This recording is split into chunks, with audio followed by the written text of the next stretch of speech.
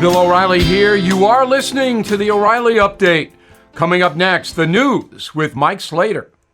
Thank you, Bill. It is Tuesday, March 21st, 2023. Here's what's happening today in America. Trump calling for protests. Gavin Newsom demanding your money. The happiest countries in the world and the happiest coach is at the White House. That's all coming up. Then Bill's here with the message of the day. But first, Donald Trump said he would be arrested on Tuesday.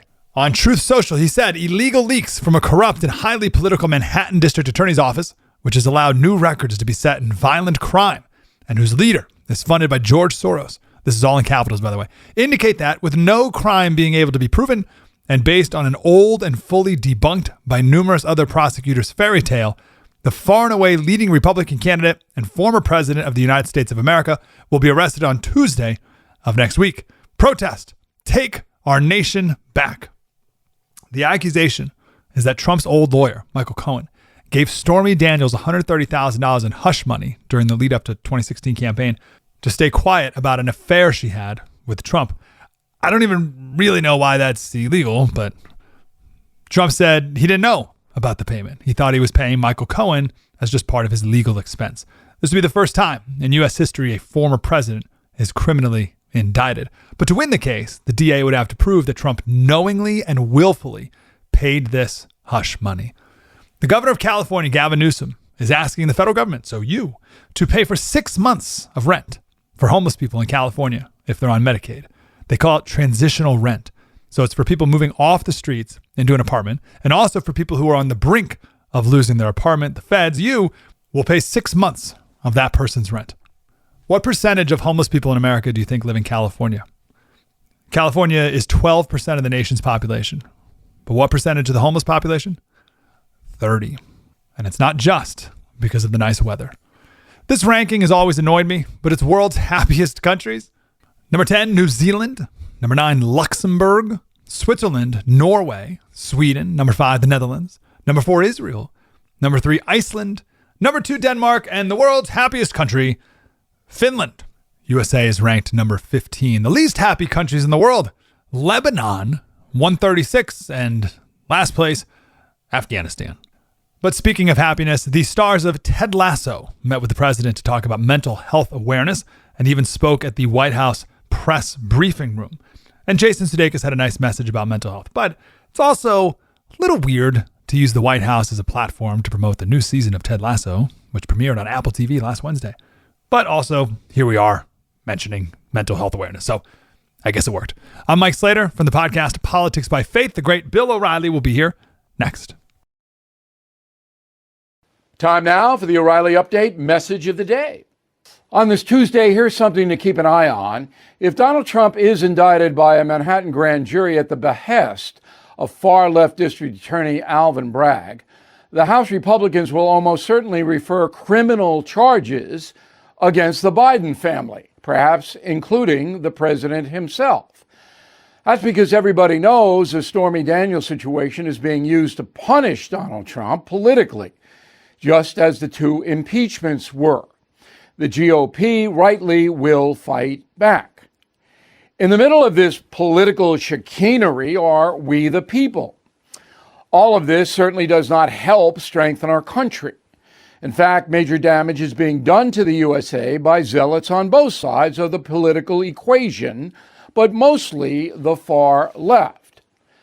The media, of course, could not care less about the folks and will not report the truth about our now weaponized justice system, which rarely seeks justice. Today, it's all about power politics and ideology. So-called prosecutorial discretion and the failure of civil judges in following stated law has destroyed accountability in the nation's court system. If you are looking for justice there, beware. From us, we will give you the facts about the entire Trump situation without calculation or deceit. We hope you respect that. I'm Bill O'Reilly. I approve the message by writing it. You can reach me, Bill@BillO'Reilly.com, Bill@BillO'Reilly.com, name and town if you wish to opine.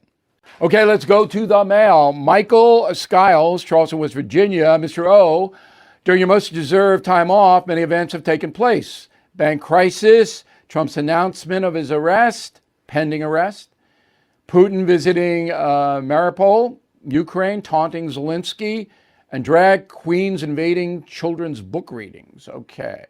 Well, we got everything but drag queens, which is, there are a number of American parents who believe this is healthy for their children.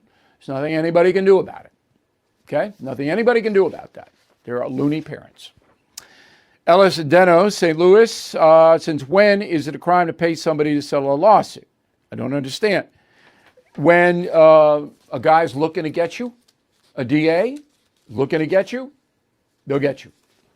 Diana Julian, Lincoln, California. If Trump is arrested, can he still run for president? Yes. Now, if he's convicted of a felony, then it gets dicey, which he won't be, by the way. But he can run if he's arrested. Al, Chicopee, Massachusetts. I'm retired, but when I was working, I used to come home and watch The Factor to find out what was really going on in the world. Today, the No Spin News is just as good. Thank you. I think it's better. I think the show is better than the O'Reilly Factor. Number one, we don't do as many commercials, so we get to a lot more stuff. And number two, I used to have 5 guests. Now we have 1, sometimes 2. So my analysis really carries the show, and I can give a lot more time to that. Milton Sauer, Meriden, Connecticut. Bill, you asked if honesty is important. To me, it's paramount. That's why I watch you. I don't care if what you say makes me angry. I want to be informed. There you go. And we will always back up what we say. In a moment, something you might not know. Now, the O'Reilly Update brings you something you might not know. 406 years ago today, a young Native American died in London, England. At the time of her death, she was called by the name Rebecca Rolfe. She is best known today as Pocahontas. And here is her story. Pocahontas, meaning the playful one, was born near the Chesapeake Bay in 1595, the favored daughter of a tribal chieftain.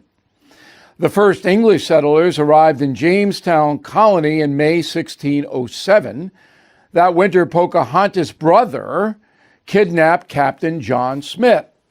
According to Smith himself, his head was placed between 2 stones as the Indian warrior prepared to smash it with a boulder.